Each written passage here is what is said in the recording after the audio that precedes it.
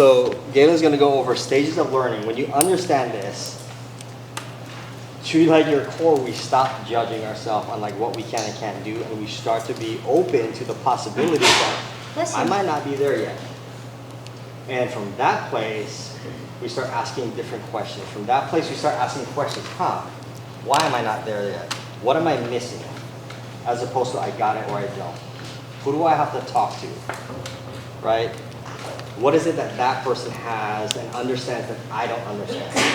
If you've ever played with somebody, as you golfers out there play, it's like, oh my gosh, how's that player beat me all the time, but I hit it better than, my swing looks better than, is on video, everything looks better. Right? I mean, even like control like my demeanor better than them. They're like throwing clubs and all this kind of stuff, but yet like they beat me all the time. Right? Like, that's my brother. Our middle brother, she's the oldest, like we're brother, sister, I'm the youngest. Like I was always trying to perfect golf swing. My swing was always modeled on camera and all this thing, and they're like, man, how do you not play it and shoot the scores? And my brother's like slapping the ball around, being like #1 in the state of Hawaii from like 7 years old to 17 every single year, and I never beat him. But I hid and I wasn't open with myself, and I was like, man, I should be able to beat him. I never beat him ever in a golf tournament in all of the years. I've been leading a couple times, but I never did, right? The fact was like, I never asked myself the question growing up. It's like, man, what does he know that I don't know? Today, because of what we do, I know what he did that made him so great, even though he didn't practice, and what his strength was and what I didn't have. I just assumed that, man, I hit more balls, I put more time, I work on my game, my swing looks better, I hit it more solid, all other things, right? And I went decades being blind. And so Galen is going to uncover some truth here for you guys, stages of learning, and then we're going to head out to the back. Okay, so before I go into this, I'm just kind of curious for you guys. A lot of golfers I talk to, they're really strong in academics. So how many of you guys are pretty good with school? Like, learning is pretty easy. Good at memorizing? Yeah? Cool. And how many of you guys would you say are pretty hard on yourself? Like, when you think of like maybe not out loud, but even inside, like you judge yourself pretty hard. Yeah. Louder? Yeah. Anybody? Yeah? Judge pretty hard in judgment? Okay, so here's a couple things to think about. When you think about school, right? Most of school, what we learn, we get trained to memorize really, really well. And so our scores in large are determined by our ability to regurgitate what we memorize. And so we're conditioned to believe through educational system that because I remember something, I can memorize it, I can repeat it back. I know it. Fair? Right? Like if you hear something, how many of you guys like mom or dad says A, B, or C, I heard that already. I already know it, right? Because you do know it. Whether it's stay in the process, whether it's like I'm getting frustrated and that's not helping me, whatever the thing is, we're conditioned for that. But here's the thing. When it comes to learning, and when I talk about learning, what learning means in the context of this is learning means it's behavioral change. So we're talking about transformation, meaning behavioral change means I'm actually not having to think about something anymore. It just becomes who I am. It is a competence that I have that I no longer have to think about, right? Like a habit. There's 4 stages of learning. So stage number 1, there's things that I don't know that I don't know, right? So if I don't know anything, if I don't know that I don't know what the problem is because I'm blind to it, then there's 0 chance I have of solving that problem. So as a golfer, if you're beginning in golf, you just might pick up the club and you don't know what a hook is, you don't know what a draw is, so somebody says, you just have no idea. So there's things that I don't know that I don't know. That's why we hire experts, we hire coaches to help us uncover the blind spots. So stage 1 is I don't know, right? Just I don't know that I don't know, right? This is what we call unconscious incompetence. Call it like we're unconsciously incompetent or unconsciously unskilled. So the minute that I do know, I become aware of the skill or the gap that I have, right? because once I learn, let's say it's a hook, it's a draw, I'm hooking the ball, I'm drawing the ball, I want to fade. Now I know that I don't know how to actually do that. So I can go and then develop, hire a coach, learn the thing to go actually learn the skill set. So I'm aware of the thing that I don't know. So now I am unconscious competence. Now I am consciously incompetent. Does that make sense? Phases. Does that make Phase 1 sense? is unconsciously incompetent Or unskilled. or unskilled. Stage 2 is consciously incompetent. So now I know the skill that I don't have. Right. So I remember, I'll let you continue, but I remember seeing nowadays with social media, access to information is so abundant. So I was watching a clip that Taylor May put out of Tiger Woods. And he was talking about, like, there was a clip where he was talking, I think, about chipping a ball. And he was like, man, I hit a little draw on this chip because of this. I'm like, I never knew people draw chips. You can draw shots, right? And like, like, and then it gets you like, it doesn't mean I can do it to the level, but now I'm aware, like, man, like, no wonder he's good at like holding all these shots. He like draw chips, his fade chips, to the extent that is going to make a difference for him. Okay, so the third level of learning is I start to actually develop the skill set. So we call it conscious competence, right? We're getting consciously skilled at something. So I learned the thing that I didn't know, that may be strategy, that maybe I'm learning something with my swing. So I'm doing the repetition of it to ingrain it in me. So I'm learning that skill set. That is conscious competence. So a lot of times where we get stuck is we realize the thing that we don't know. Oh, I got that. I know that because I learned it at stage 2. I start to practice it in stage 3. Stage 4 is when we actually learn. Stage 4 is where behavior change actually occurs. This is unconscious competence, or what we might call, like, I'm unconsciously skilled. This is where it becomes a habit, and it just becomes what I do. I no longer have to think about it until it becomes just what I do. And I no longer have to think about it, like brushing my teeth or driving or reading. I haven't learned it. Does that make sense?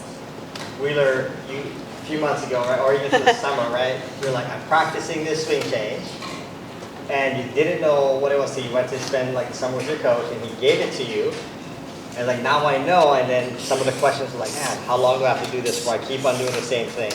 When you look at like right now, is it better than where it was?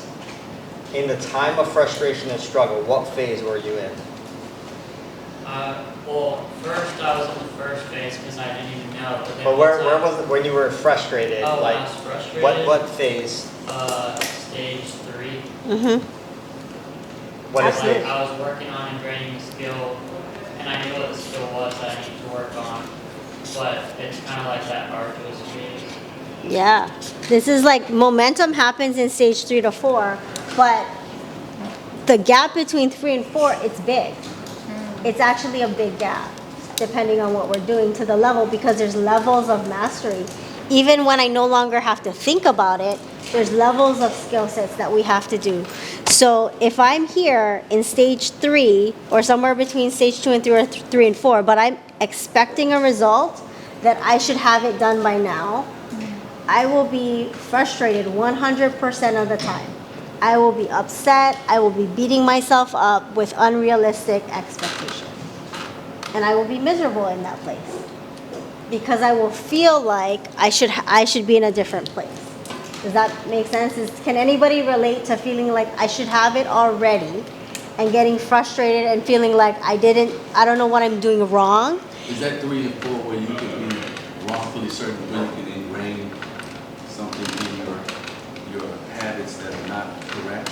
Yeah. Well, think about, so if I'm getting frustrated here, now you compound, let's say it's a skill set, a technical skill set, or maybe it's strategy, right? You're talking about process and putting process in place.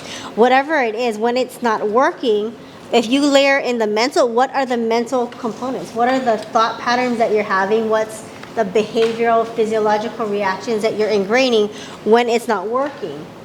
Because now you're layering in belief systems into the fact that it's not working. So if I'm looking, people say you want to build confidence, right? If you want to build confidence, if you want to build certainty, but I'm beating myself up constantly because I don't know where I'm at on the scale, and I'm measuring myself against, I should be getting a result here, but I have no idea where I am, then how will I ever build confidence? I will constantly fall short of that expectation because it's impossible to get mastery when I'm still learning, I'm still developing. So that's one of the biggest things is understanding, like we talk about mastery, where are you in that scale of mastery? It's not about whether or not I can do it, it's to what degree can I do it? And once I get to that next degree, what is the next level?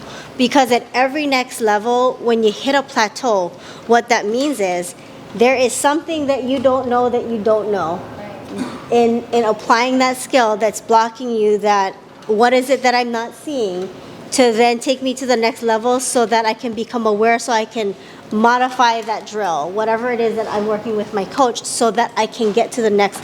It iterates constantly all the time. So what I'll say is this is not where when I get to know what it is and I have the drill or the putting thing or the swing thing, let me do the same move over and over and over again. Mm-hmm. It's not that. Anybody ever do that? Let me do it like 10,000 times and I'm going to get it. That doesn't deepen your skill sets. That just makes you do more of the same skill sets that you have. The depth of your skill sets is what transfers, right? So what Galen, like if you guys caught what Galen was saying, what she's saying is like we get stuck here. And then we go one of two places. We're going to either go like, this crap doesn't work. Let me go try something else, a new swing, a new thing, a new coach, a new whatever, new putter, new shaft. Hudson, you're looking like, looks like you might have done that before. Right? Like changes, and you see how like it alters behavior. I say I'm wanting things, but my behavior is telling me otherwise. Your behavior is the true current reality of where you are. If it doesn't take you that way, of like, let me go new, then it takes you down the other route of let me just hammer as much as I can, and eventually I'll get there, and we tell ourselves a lie. That if I keep on doing this, I get there. You don't get there unless you enhance your skill sets. So doing more of the same things doesn't help you. Doing more of the same category and deepening the skill sets, which means there's always going to be, like what Galen says, comes back to this. Anybody like did the same drill over and over for like weeks or months, and then like we get a lesson and somehow we connected a dot, like, oh my gosh, I can't believe it was that simple, I didn't even know that. And then everything changes. That's where compounding occurs. It's not that like we keep on doing it, it's we keep on finding out what is it that I don't know, which goes to rule number one, being open. What is it that I'm missing? What is it that somebody else is understanding that I'm not? And like, oh my gosh, like here's what it is. Wheeler, to you. And we'll close with this before we go out to the training area in the back. If doing more of the same thing doesn't deepen the skill set, then what does? Finding out, step one, what is it that I don't know? You see, that's process and how you see things connect to the next thing. And there are some things like I had no idea. Like the whole Tiger Woods drawing the chip deal, like I had no idea like you would draw chips. Some of you like, man, that's what you're doing, what you're doing there, and we're trying to make it on tour, right? Like that's what it looks like. Like you guys have skill sets from a playing standpoint that I don't have. Which means like there are things that you know in the golf swing and the ball control, all of that stuff that I don't know. Because I'm incompetent in that aspect, right? I have one last question for parents. So how many parents here have watched your kid and like gotten frustrated for them because it's like, oh my gosh, he knows that already. And why can't he just do what he already knows?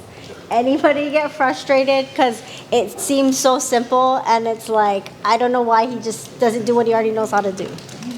Yes. Yes. Okay. No, I mean, when I said about the confidence thing earlier, I didn't know how to exactly put it into words, but looking at what you're doing right there, Griffin is bouncing back and forth between 3 and 4 and so many spots and going back to 1 and all these different levels that he's going through right now. And I see flashes of confidence, and then in certain areas, and then, but there's this whole process of mastery. Now I see this process, right? And I can kind of like, he and I can be on the same page, all of us, right? With how they're going to go through this thing. It just makes a lot of like sense, and then now we can know the process by which they're not, because, to say I don't know is not what teenagers do that well. Right. They don't like to say I don't know, and they feel dumb, or we want them to know things. We're trying to tell them all these things, and the last thing they want to admit or even think about for Griffin, who has a lot of ego and a lot of, I'm sure, kids here do, is to say I don't know. And we want them to say I don't know, not because we want to beat them down, but we know that that's the way that they're going to find what they don't know to solve the thing that they're trying to get. And anyway, this is beautiful. Absolutely. So thank you. Real quick, and then you can pose it. We have the question. Before that question, I want you guys to imagine this. Imagine player one that is like shooting 65, one of the best out there, like #1 junior in the world, right? And they're saying, when I get stuck and I'm just constantly beating balls, I'm doing my best, I'm grinding it hard, I'm taking the lessons, I'm feeling everything, and that's why I'm so good.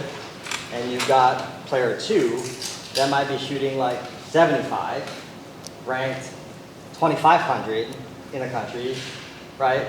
Versus #1, and they're like, they understand this here. I know exactly where I'm at. I know what phase I'm at. I know when to ask the questions. I know where and when to refine what part of the skill. And they're building feel inside of a narrow lane.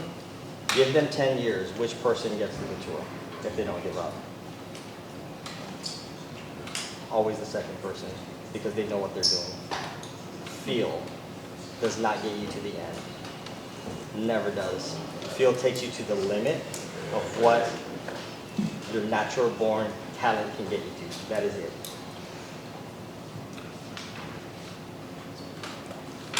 There you go. Got it. Thank you. Angela? Right. So talent takes you so far. Skill sets, developing skill sets, models, formulas, systems, that takes you to the rest. Because now you get to control how to actually build the skill that you're trying to enhance. And we'll show you some skill building models so you know.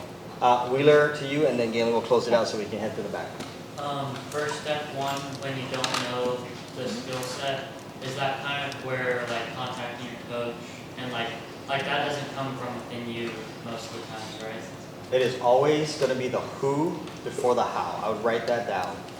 Who before the how every single time. You might even know what the thing is, but it's the who that's going to put the piece together for you and connect the dots faster. It's going to take you too darn long to figure it out yourself. Who before the how every single time. So is this a thesis, antithesis? We can just do it over and over. Over and over and over. Iterate over. Because let's say I'm trying to learn how to hit the ball and gain an extra 5 miles of swing speed and accelerate my ball speed 15 miles, whatever that is, to get my ball to carry 300 yards. Let's say I hit it 320 in the air, and now I can compete with some of those long drive guys. And I'm there. Then you got like the Rory McIlroy to say like, well, if he steps on one, he can get up to like 370. Now it's like, what do I don't know? I did everything to get myself to maybe the top 10 percentile, top 1 percentile. Well, man, how does Rory with his frame and what he did, and it took him, let's say, 20 years to kind of develop all of those things. Rory might be talking about, man, it's the TPI guys here, it's this little muscle back here and mobility thing. It's because I worked on this 0.5% rotation here, and as I'm getting older, I did this. He's gonna tell you these other things that say like, this is what it was, and you got like somebody that is just fresh off gaining distance, like, man, I just thought it was swing speed. I just thought it was like power and strength and mobility. I didn't look inside the line. So every time you get to a next level, that you're trying to get to the next level, you're going to be stopped by something you don't know. And it always cycles back. Right now, Tiger Woods is in this position here. I don't know what I don't know yet to go win a major. The moment he figures that out, he's like in hypothesis and testing things. He got a back surgery. Why? Just recently. And he just commented like, best decision ever. Because he's making the decision for like his future. Right? So in this moment, like, this is what he didn't know. I got to repair my back. As he gets healthy, he's going to run more loops to say like, now that my back's better, I don't know something about how this is going to change my swing, how it's going to like affect my distance, how it's going to affect my range, how it's going to affect my contact. He doesn't know that yet. He might know hypotheticals and he can run like, well, it's probably going to do this, but there's always going to be something because his medical team, his physical body team, his coaches that he has or the resources that he has to reach out to, the technology that he has is going to point out that he's not going to figure it out by himself. He has the resources around him that's going to point out, here's what it is, here's what I don't know. And whether he solves the problem or not is going to be the determining factor whether he wins again. He'll know what I can guarantee you is he will know what the problem is. Whether he solves it or not is the only thing that's going to be different. You don't want to be in the boat that you don't know what the problem that you're solving. I think Warren Buffett said the biggest mistake you'll make is solve a problem that doesn't get you to the thing that you want. But you work all this time and effort to solve the wrong problem because when you solve it, you're not there. And in every phase of what we do, we've all done that before. So all we do going forward is make sure we get clear, right? As they say, like clarity, we want to be clear. What is the problem that we're solving? If we're not asking us that question, what is the problem that I'm solving for? I want to get my swing in all this plane and work on speed and tempo and all of these things. What am I solving for? If you are not clear on what specifically you're solving for, you will get it on plane, you will get the right rhythm, you will match the timing, and you will shoot the same scores. And then you will be stuck in the frustration here of expectations. Yeah. We'll close in final for you. Final. As we get out to The killer of your progress, our progress will always be our ego, right? So if you go back to the rules, it's our ability to be open and not hide. Because if you just look at modeling, like what do the best performers in the world do? It takes them a lot of years to get really good at raising their hand really quickly. Mm-hmm. So even if they could solve the problem and figure it out, they raise their hand fast because somebody can solve it faster. So it's the time that you save. And so whenever we start to hit thresholds, our ability to raise our hand and go, I need help, and find out who is the right who to give the help will help us loop through things faster so we can move through mastery and get to higher levels of mastery quicker. And that is what transfers skill sets. Yeah.